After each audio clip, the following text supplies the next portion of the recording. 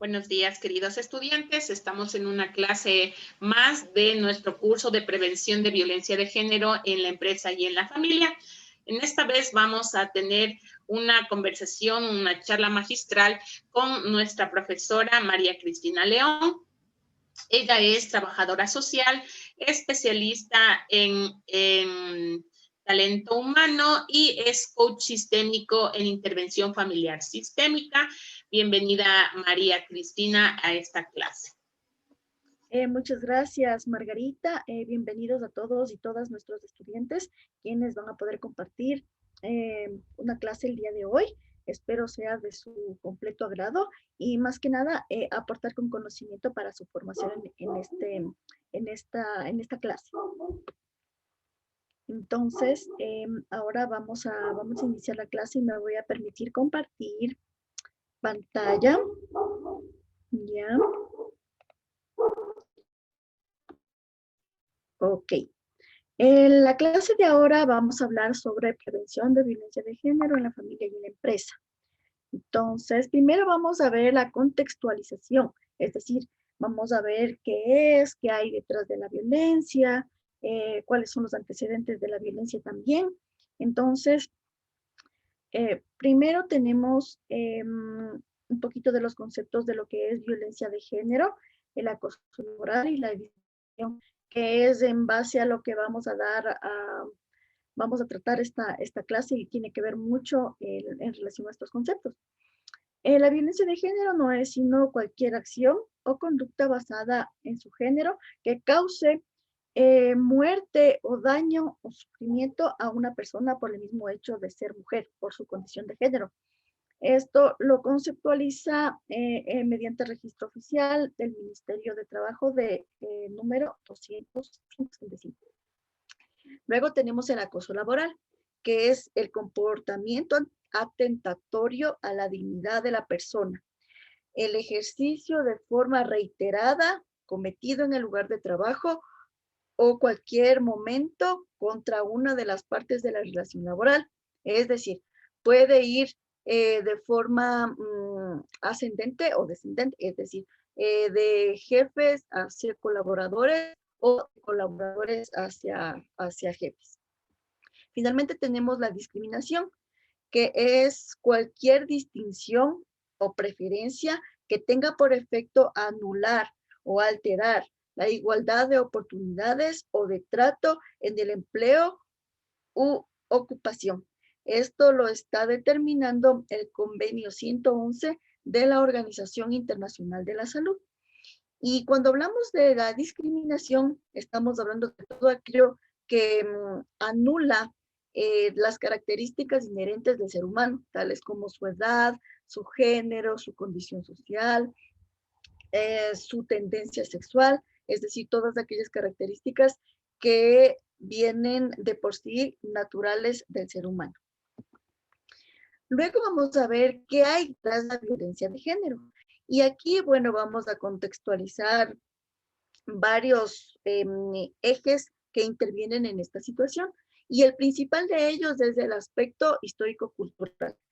Si analizamos y vamos en retrospectiva del tiempo y nos situamos en la parte de la formación de los ayllus a nivel nacional, vamos a ver las tribus preincásicas, miraremos que la situación de la mujer ha sido destinada a realizar ciertas actividades, por ejemplo, la crianza de los niños, la agricultura, la fabricación de la elaboración de la alimentación, la elaboración de tejidos y de actividades características de la mujer. Ahora, dentro de estas actividades también podemos citar la realización de actividades de acuerdo a rangos.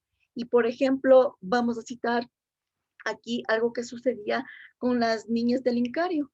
Había representantes del Inca, del jefe de esta asociación, vamos a decir así, quien tenía por objetivo ir visitando de casa en casa e ir escogiendo a las niñas más bonitas entre edades desde los 7 hasta los 15 años. Ellas eran separadas de su familia y luego llevadas a un lugar para ser entrenadas, si se podría decir así, y servir netamente a la corona del Inca. En esta situación vamos a ver que en cambio los hombres se dedicaban a lo que es la cacería, la pesca, la caza, el entrenamiento militar, y entonces es ahí en donde se empiezan a diferenciar roles, tanto de hombres como de mujeres, y en la actualidad no ha sido la diferencia. Ahora, tras la pandemia, incluso, pues bueno, ya empieza como a equilibrarse de cierta forma porque la oficina se trasladó al domicilio, la escuela se trasladó al domicilio y además de eso, las actividades normales de rutina que las amas de casa normalmente solían o suelen desarrollar. Sin embargo, también ya se ve marcada la presencia de papá en casa y de todas las actividades y roles que ahora comparte en apoyo a mamá para que pueda de alguna manera ir evolucionando las tareas de la casa y el día a día con la familia y los niños. Luego tenemos la falta de aporte económico de la mujer en el hogar. Es una determinante para que exista un cierto tipo de discriminación y de violencia en el sentido de que ahora varias mujeres y hombres también perdieron los empleos como consecuencia de la pandemia. Y entonces, si uno de los dos o los dos inclusive perdieron el empleo, el resultado de esto es la disminución del ingreso mensual familiar. Y entonces ahí es cuando empieza a haber roces entre la pareja, porque el ingreso económico no es el mismo, y entonces empiezan como a refutar el tema de que tú no aportas, de que solo yo trabajo y que solo yo estoy aportando para los gastos de la casa. Entonces, desde ahí también cuando empiezan problemas por el tema económico. Luego vamos a tener el alcoholismo, que es un detonante netamente cultural y no solamente en el Ecuador, sino creo que a nivel mundial. Este tema también se ve marcado porque, bueno, si nos trasladamos hasta antes de la pandemia, lo que usualmente solía pasar era que papá salía, los viernes iba con sus amigos, luego a veces no regresaba pronto a casa o regresaba al siguiente día. Y en el desarrollo de esta situación, pues también llegando a casa empezaba la violencia, discusiones con la pareja, golpes con la pareja, inclusive agresión física, psicológica y verbal hacia la pareja y hacia los niños. Entonces, este también es un factor que está dentro de la violencia de género. Luego tenemos la presencia de un amante, claro. A veces cuando las cosas entre parejas no están funcionando bien y muchas de las veces no tenemos la suficiente confianza como para sentarnos a conversar en pareja y decir, bueno, estar claros y decir la situación no está mejorando, yo creo que deberíamos divorciarnos en los mejores de los términos, primero porque, bueno, si es que tienen hijos en común, pues por ellos terminar la relación del matrimonio en buenos términos y continuar cada quien a seguir su vida por distintos caminos. Sin embargo, cuando esto no sucede y siempre todo está manejado, como se dice, tras bambalinas, la presencia de una tercera persona dentro del matrimonio también genera malestar, porque cuando ya se descubre este tipo de infidelidad y obviamente la pareja pregunta el por qué, los motivos o las razones por el cual se ha dado esta situación, pues empieza primero por no asumir que efectivamente está con otra persona y luego pues las explicaciones van alejadas de una conversación a la altura, de una conversación entre personas maduras y más bien existen insultos, existen problemas, existe sacar a flote el echar la culpa al otro de. Entonces, es esto lo que ocasiona la presencia de un amante. Luego tenemos los complejos del agresor, es decir, aquí si yo no pude ser, tú tampoco vas a poder ser. Si yo no conseguí objetivos y metas, tú tampoco puedes hacerlo por el simple hecho de que yo no pude hacerlo. Entonces, es aquí un egoísmo, ¿sí? De querer evitar el avance, el crecimiento, el progreso profesional, personal de la pareja. Finalmente tenemos el fracaso de los hijos e hijas en el hogar. Y esto tradicionalmente se ha asumido como tarea de la mamá. Entonces es cuando la mamá tiene que estar mirando los deberes, mirando las pruebas, mirando los trabajos y haciendo un seguimiento a la formación educativa de los niños y a su rendimiento académico. Entonces, pero ahora llega la pandemia y entonces ahora papá también está involucrado en este camino, en esta responsabilidad, ¿sí? Pero entonces cuando las cosas no están bien, cuando no existe una comunicación asertiva, efectiva y objetiva entre la pareja, entonces es cuando recién el papá se entera de que no ha estado presentando los deberes, los trabajos y evaluaciones, y entonces ahí es echarle la culpa a la mamá, porque aparentemente es el rol de la madre, ¿sí? Y entonces desde ahí cuando empiezan problemas y discusiones. Pero ahora, bueno, pues algo que rescato de la pandemia es que ahora papá y mamá pueden compartir este tipo de situaciones, además de otras adicionales como el trabajo y las responsabilidades de la casa. Luego tenemos los tipos de violencia. Y aquí son 5 los principales que yo les voy a poder compartir el día de hoy. Tenemos la física, la psicológica, la sexual, la social y la económica. En la física, bueno, vamos a tener todo aquel acto que está relacionado directamente con golpes, con secuelas que deje este tipo de violencia de golpes, de patadas, que tengan como consecuencia dejar en el cuerpo de la mujer hematomas, dejar incluso, yendo más allá, fracturas de extremidades, pérdida incluso de piezas dentales, porque a veces la agresión es tan fuerte que ocasiona eso, incluso ruptura de huesos de la nariz también suele pasar, no sé, lleva inclusive a la pérdida visual, porque hay muchas veces que ya los golpes son extremadamente fuertes, que ven comprometidos ya órganos como los ojos.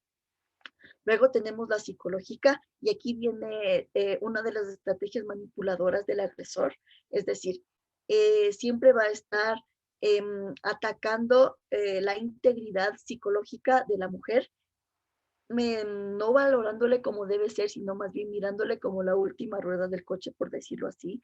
Y entonces ahí es afectar la parte emocional también de la mujer, limitando a conceptos que salen únicamente de la cabeza y de la boca del agresor, y de los cuales no son ciertos.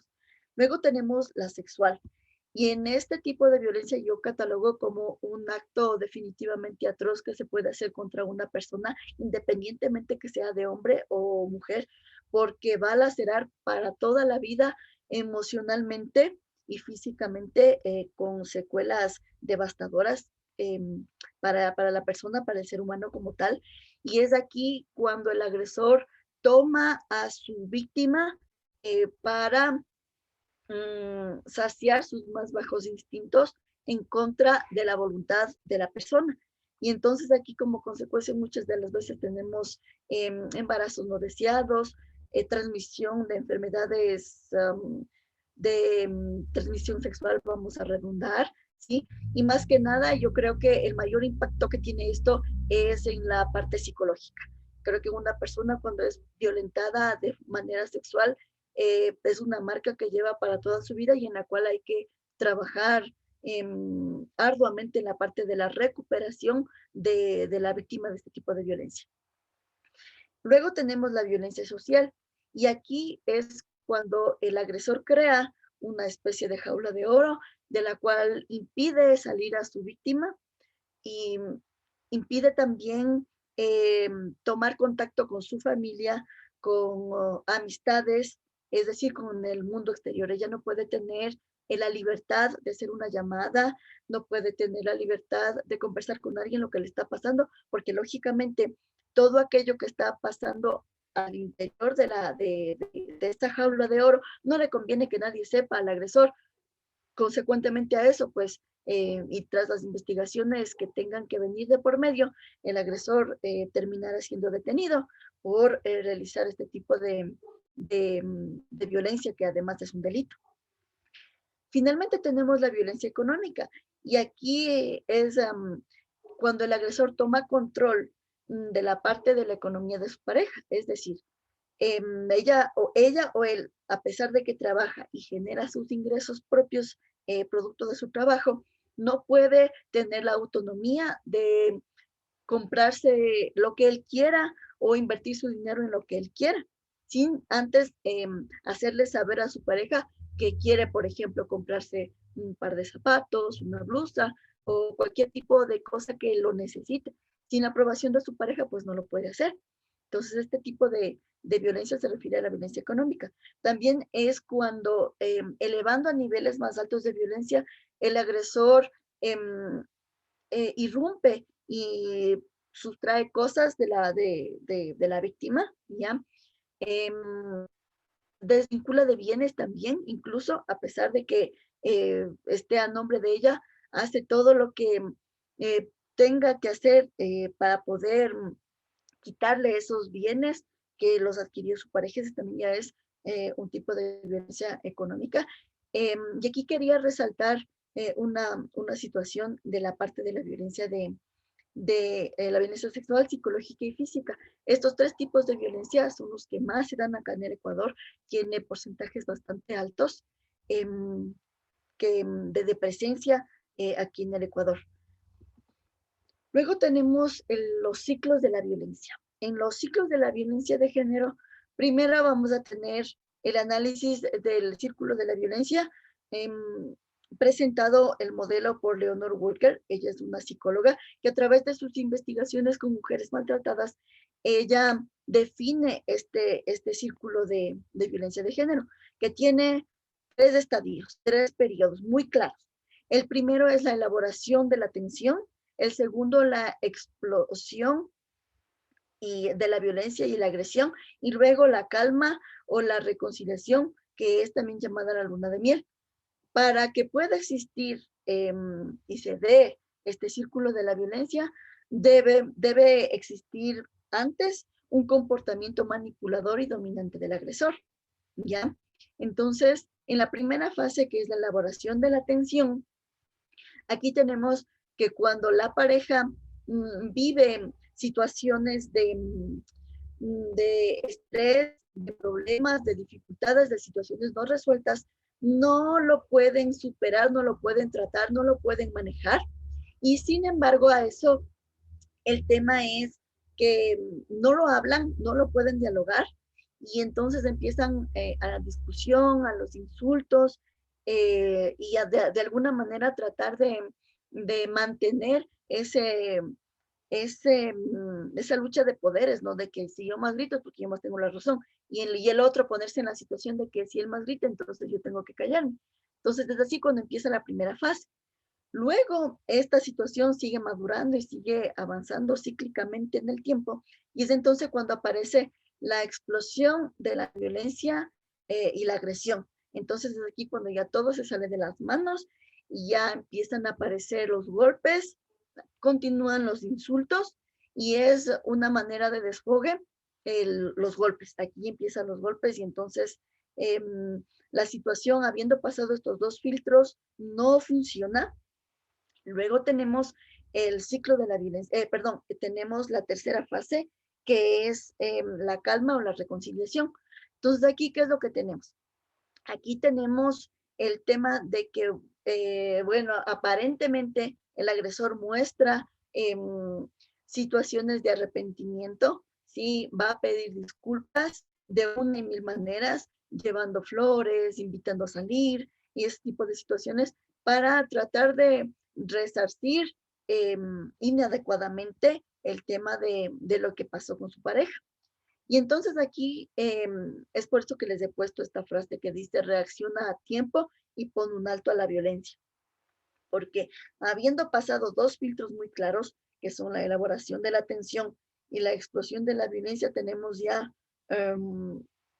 indicadores bastante altos de que lo que nos espera a futuro es un femicidio. Entonces, sí hay que reaccionar en el punto número 1, no dejar que avance al 2 y peor al 3, porque muy probablemente sea demasiado tarde y las flores no lleguen para pedir disculpas, sino para adornar un ataúd. Entonces, es este tipo de situaciones que marcan, creo que, y está bien identificado el tema de la violencia de género, Margarita. Muchas gracias, María Cristina. Es importante conocer estos temas dentro de nuestro curso para poder nosotros acompañar a personas, inclusive poder guiarle a personas que se encuentran en esta situación. Como parte de este tema vamos a dejar una tarea en el aula virtual y ustedes tendrán que resolverla. Entonces, nos quedamos hasta aquí en este tema. Muchas gracias, mis queridos amigos, por acompañar a Fundación Familia Integral en su aula virtual y en su escuela en línea. Gracias, María Cristina.